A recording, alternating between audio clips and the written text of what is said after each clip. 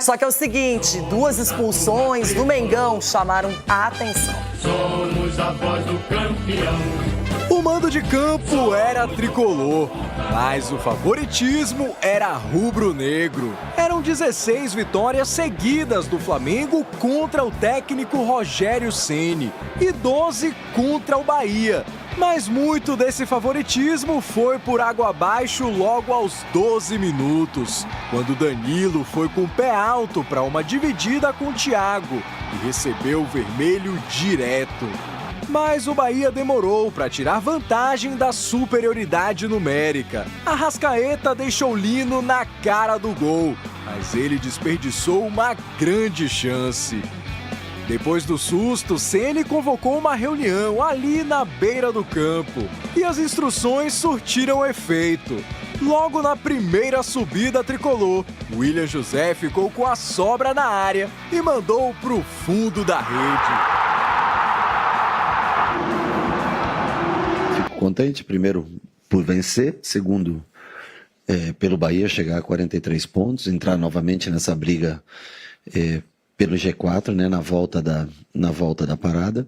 Na volta do intervalo, o Bahia passou a controlar melhor o jogo, mas ainda levando pouco perigo. Até que Kaique achou Michel Araújo livre para marcar o segundo. Mas não valeu. Impedimento marcado. O Flamengo foi para cima. Só que a situação rubro-negra ficou ainda mais difícil quando o Alacian fez isso aí, deixando o Flamengo com 9 jogadores. É verdade que hoje ele cometeu um erro muito grave e nos prejudicou, mas ele é muito novo ainda. Mesmo assim, a melhor oportunidade da reta final da partida foi rubro-negra. Luiz Araújo cobrou falta na medida para Léo Ortiz, mas Ronaldo estava lá para garantir o triunfo tricolor. Depois de 16 derrotas, Ceni vence o Flamengo pela primeira vez como técnico e encerra o jejum tricolor de 6 anos sem vencer o confronto. Mas o que se passa noutros campos realmente vergonhoso. É vergonhoso. Nós tentamos falar com a CBF, com o Presidente da Comissão de Arbitragem todos os fins de semana, todas as semanas, mas continua igual. O que se passa noutros campos deixa suspeitas do que é que se passa por trás. Eu vejo um rigor muito severo, muito fácil fazer contra o Flamengo. Não sinto esse respeito, mas esse é o trabalho de vocês. Eu tenho que realmente focar em trabalhar.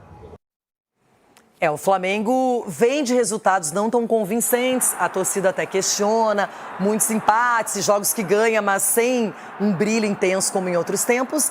Independentemente disso, a expulsão do Danilo acabou condicionando o futebol do Flamengo. E a gente está mostrando aí, então, agora para vocês, os melhores momentos da partida. E um resultado, Cicinho, para o Bahia, incrível. Incrível, né? Você venceu o Flamengo com toda a força que o Flamengo tem, te dá moral para a sequência da competição, né? Então o Flamengo acabou perdendo para ele mesmo. O Bahia sabia a maneira do Flamengo, né, jogar.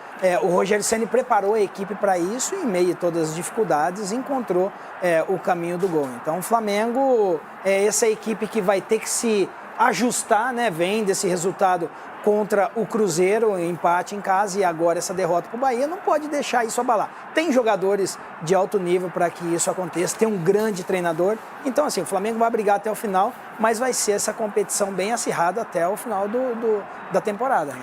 E de qualquer maneira, o Bahia é um postulante à vaga direta na Libertadores, Edu. É um time que bateu o Palmeiras, agora venceu o Flamengo. E a gente tem que falar dessa expulsão para começar a conversa do Danilo. Vocês acham que foi justa, injusta? Ronaldo. Rapaz, o pé tá lá em cima, né, também, né? Quando o pé tá lá em cima, você corre esse risco. Agora, um jogador desse naipe tem que ou tentar antecipar. Agora, levantar o pé dessa forma aí, não tem o que reclamar. Aí Até ele também, na entrevista coletiva, falou que realmente nem questionou tanto, questionou tanto, até porque é um cara experiente, é um líder ali dentro do elenco do Flamengo. É cara, como você bem disse, condicionou o resultado, mas mesmo assim o Flamengo teve chance ali com o Samuel Lino, cara a cara, e logo em seguida toma o gol, né? E depois não teve forças para conseguir empatar, até mesmo virar. Então é um resultado que o Bahia, dentro da Fonte Nova, está mostrando a sua força. Ganha do Palmeiras, né, do vice-líder até então, ganha do líder até então. Isso te condiciona também a estar postulando coisas maiores. Eu tô com vocês. Eu também marcaria esse cartão vermelho. Não tem como... Até se olhasse no vídeo, enfim, não tem o que fazer, gente. Tem que expulsar. Agora, Cicinho, é uma pena porque com a saída do Danilo, toda a tática, toda a estratégia mudou. Exatamente. E como eu falei, o Rogério, ele armou a equipe. E aí você começa o jogo no início, você já tem um presente, né? Que é um jogador a mais, então dá para você fazer algumas modificações com os jogadores que já estão dentro de campo. E foi dessa maneira que o Bahia acabou encontrando o caminho do gol, né? Sofreu, teve um susto ali que eu não... Lógico, o atacante do Flamengo, né, o Samuel Lino, perdeu o gol, mas a defesa do Ronaldo foi muito importante, porque ele esticou o braço. De quem, Bebedo? O Ronaldo, o original. O original que tá aqui, Bebedo. O original. Mas assim, vale ressaltar exatamente esse desempenho do Bahia, que o Flamengo, mesmo com 10 jogadores, é uma equipe forte, o Bahia soube jogar o jogo. O William José com 44 o primeiro tempo, já definiu o placar 1-0. Agora, Ronaldão, tem outra expulsão do Flamengo, já no segundo tempo, por 2 amarelos. E o questionamento de muitos é o seguinte, se não fosse um segundo amarelo, não era para vermelho direto essa expulsão? Que é o primeiro amarelo, a gente vai mostrar que beleza, não é? Vai tomar o primeiro... Ele ficou 11 minutos em campo. Então, e esse menino precisa ser cobrado, né? Alguém tem que cobrar, ou no bolso, ou com conversa, porque não é a primeira vez que ele foi expulso também, já no time principal. E é uma joia rara que está chegando, um menino que tem que ser lapidado, mas ao mesmo tempo que vem nesse lance, ele levanta o braço. Ele deixa o braço levantado. Olha lá, vai saber o que passou, acabou de entrar, tudo bem, tá com vontade, tá com, né, naquela ânsia de querer, vai pra pegar a bola, vai pra cima. Não fica levantando o braço, filho. E tem que ser cobrado, tem que ser multado e cobrado também. E esse quarto árbitro aí não dá pra contar segredo pra ele, não, porque viu o bicho fofoqueiro, hein? O cara tá falando com ele e vai e cagueta tudo pro juiz. Mas tá dando duro ali, sim. Tá dando duro. O cara tá dentro de campo. O árbitro também tem. O quarto árbitro, ele não tá vivendo toda aquela emoção do jogo. O cara tá ali dentro. Mas você daria o segundo amarelo ou o vermelho direto? Não, eu tô falando do primeiro amarelo. Eu não daria o primeiro amarelo pra ele. Por quê? Ele simplesmente foi cobrado uma jogada ali e o árbitro... Se você vê o posicionamento do quarto árbitro, ele que vem falar alto na orelha do jogador. Ele queria cobrar e aí ele foi esperar. Mas olha o jeito que o jogador... Aí ele vai falar, olha lá. Mas vai saber o que ele disse pro quarto árbitro. Mas tudo bem, mas só que o cara tá no calor da partida. O quarto árbitro, ele é o apaziguador, ele é o embaixador ali. Tranquiliza o jogador. Você tá passando a mão na cabeça do menino. Aí o quarto árbitro vem e fala na orelha do jogador. Os nossos jogadores estão assim, Cicinho. Ô, gente, mas para aí.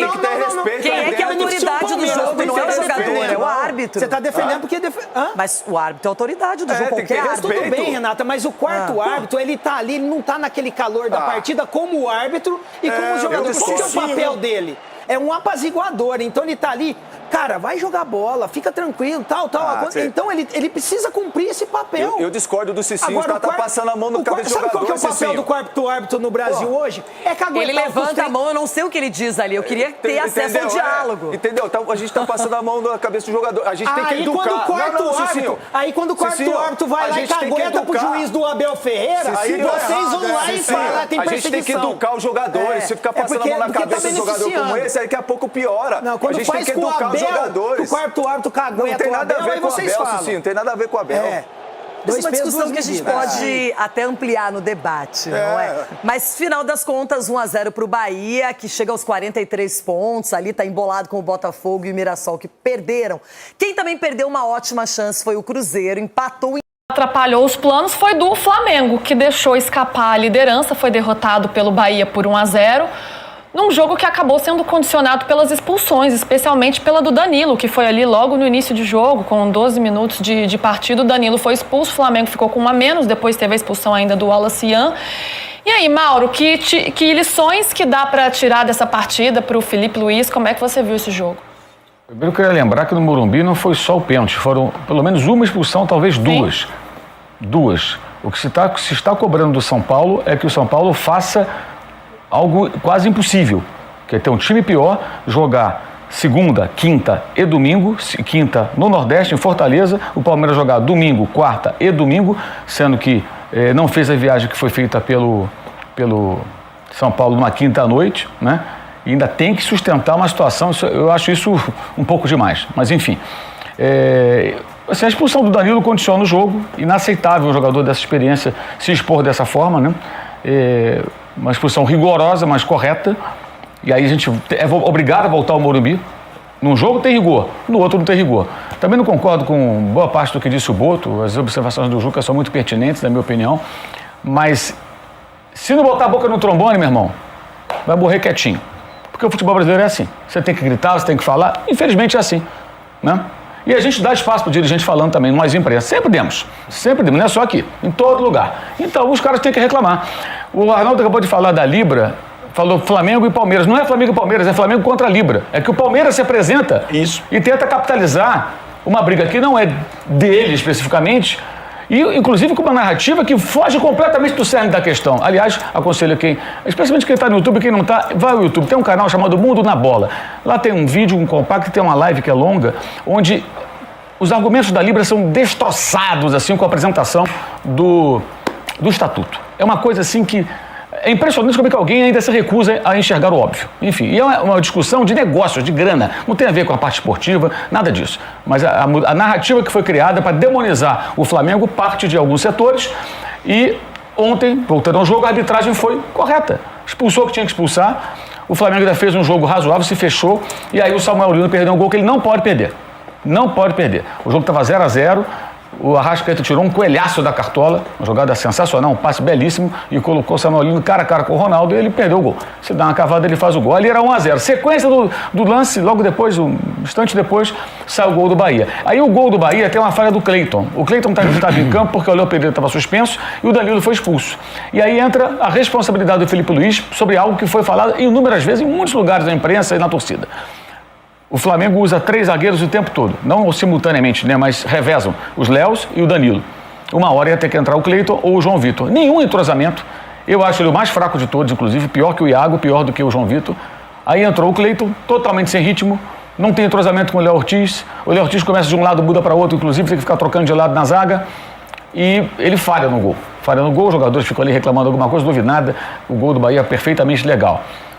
Ainda assim, o Flamengo continua empatando. O Rogério, estranhamente para mim, não aproveita a sua superioridade numérica para tentar se impor e fazer um 2-0, liquidar o jogo. E ele se defende para jogar em contra-ataque, faz um gol em impedimento, bem anulado o impedimento. Aliás, deu para perceber na hora que estava impedido, o primeiro replay ali, que estava à frente o Michel. E o Bahia flerta com perigo, porque o jogo está 1-0, 1-0, 1-0, 1-0. Aí entra o Alacian. Né? Uma coisa, Luísa, é o Alacian ser corajoso para enfrentar jogadores mais experientes que querem intimidá-lo. Isso eu acho perfeito. Ele tem personalidade, está dentro do campo, que isso é comum do futebol. O pessoal da prancheta acha que o futebol é só uma... Não, tem que ver jogo na beira do campo, tal, do cheiro da grama que o Arnaldo fala sempre. É isso, está perto do campo. E ali dentro tem intimidação, dedo na cara, xinga a mãe, tem um monte de coisa que acontece. E quando entra um moleque meio folgado como ele jogando bola, ele é meio folgado, vai pra cima, às vezes acontece um cara mais experiente querer intimidar. E ele enfrenta, isso eu acho perfeito. Mas é só isso, bonitão. Ontem, ele praticamente implorou o árbitro um cartão amarelo, enchendo o saco do quarto árbitro, sabe-se lá por quê. E o Felipe Luiz do lado também não faz nada. Estava perto dele. Chama e fala, ô garoto, para porra, sossega, vai jogar tua bola. Chega. E por que botou em campo? Ele convive com o jogador. Ele sabe qual é a conduta do dia a dia, se o garoto está nervosinho, se ele está deslumbrado ou não, com um sucesso repentino. Ele meteu gol no Chelsea, no Mundial de Clubes e tudo mais. Ele é bom, mas assim, completamente desnorteado e sem preparo. Aí ele vai dar quase uma cotovelada, uma abraçada na cara do Gilberto, numa bola que ele desarmou, foi desarmado e na sequência ele agride o adversário, corretamente expulso e dá saída do Piti. Quer dizer, completamente fora da realidade, um jogador totalmente destemperado, sem a menor condição de entrar no jogo desse e sem o entendimento do óbvio. Eram 10 contra 11. E o Flamengo buscava ali um pontinho valiosíssimo na circunstância. Um pontinho ia valer ouro para o Flamengo. Então o Alacian acabou quase de enterrar e ainda assim o Léo Ortiz quase empatou no final. O Ronaldo fez uma defesaça com 2 a menos. Então os jogadores que ficaram em campo, tirando o Alacian e o Danilo que saiu logo, acho que eles fizeram o possível. E o Samuel Lino também, que perdeu um gol que não pode perder. Né? Não pode perder aquele gol. Isso aí entra uma outra questão que o Felipe Luiz agora, ele nunca esteve tão pressionado. Isso é inerente à função que ele ocupa hoje de técnico de futebol. Para renovar contrato, para ganhar mais e tal. Então vamos lá, bonitão. A situação é a seguinte, tem 10 dias para arrumar a casa. O Flamengo cai de rendimento, oscila muito, Contra o Cruzeiro, acho que teve bons momentos. Contra o Estudiantes do Rio, muito boa partida. Foi operado pelo árbitro. Agora, o jogo na Argentina foi um horror, né? Em outros momentos, o Flamengo caiu muito. Contra o Corinthians, primeiro tempo foi uma coisa deplorável o jogo em Itaquera. Estava mais cansado, mas não se justifica aquilo. E ele tem que arrumar a casa. E uma outra coisa, melhorar as finalizações, isso ele tem que dar um jeito. Não dá para falar lá em campo, como ele falou na outra coletiva contra o Cruzeiro, os jogadores é que decidem. Não, ele é que tem que decidir. Mudar a forma de finalizar as jogadas, treinar isso, trabalhar e discutir. E cobrar. Tem chance, tem que finalizar. Se o Flaco Lopes fosse jogador do Flamengo, ele não chutava aquela bola de fora da área, ia procurar tocar a bola para alguém. Eu também acho, como disse o Danilo, que o Rafael até deu uma falhada ali, porque a bola era defensável, também entendo dessa maneira. Mas ele chuta, pô. Os caras do Flamengo não chutam. Isso ele que tem que resolver. É dele a responsabilidade.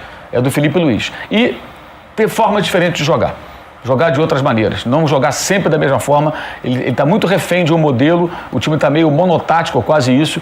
E os adversários percebem, evidentemente. Mas ontem eu acho que assim, várias coisas passam pelo técnico. A entrada do Alacian, porque quem convive dia a dia é ele.